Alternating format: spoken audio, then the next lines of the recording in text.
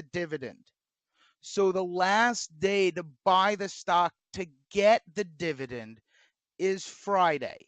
Saturdays and Sundays don't count. So the record date here of the 14th, we go back 3 days. This is the day, the trade date, for you to own the security on the 14th and thus get the dividend.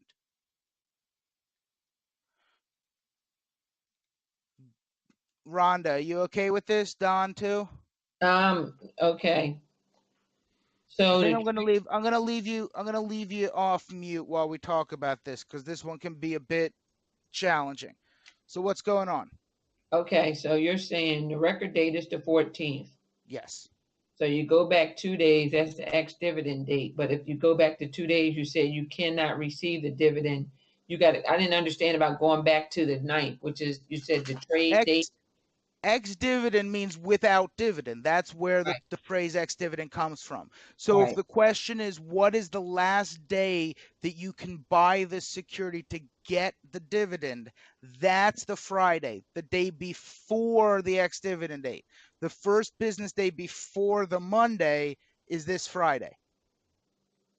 Okay. So you'd So have that, to buy the security on that Friday. Sounds good. Thank you very much. I Okay. understand. This is a, you're very, very likely to see this on the exam. It's not, it's just a little sort of tricky keeping them apart. And once you sort of know the difference, it becomes a lot easier and sort of much more fluid. Now, can you explain the whole idea of where the shells are held in escrow? I mean, not the shells, the shares. They're held in escrow, right? In case the LOI is not satisfied. Is that true or no? Is that true or does that matter? I Um, don't know. Well, we I know this kind of work. True and matters. It's two different things. I don't think I've ever seen that really tested on Okay. anything. Okay. I don't think technically they are. Mhm. They conceivably could be for where, so that the fees can be assessed, but you Mhm. just need to know that there's going to be fees, and that the end customer, if they don't make the letter of intent, will have to basically pay back those fees that they didn't pay on the discounted shares, the 0.75% for contribution. Okay. All right. Thank Yeah, you. the technicality of escrow is not, you don't, yeah, you're starting to scare me there. Smaller income than you could have gotten originally.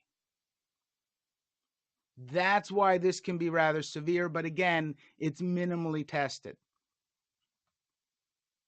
Okay, any questions on any of these risks?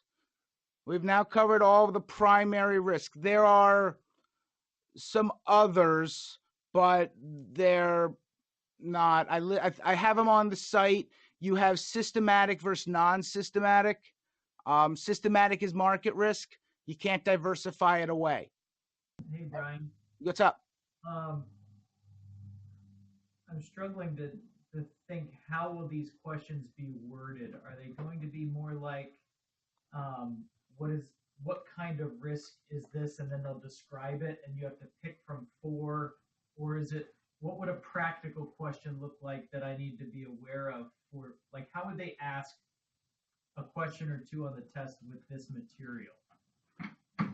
A client invested in high yield bonds is going to be most concerned about which of the following risks: market risk, credit risk, sovereign risk, or reinvestment risk. And so you're going to need to look at that and understand that what a high yield bond is. We're going to get into that a little more later.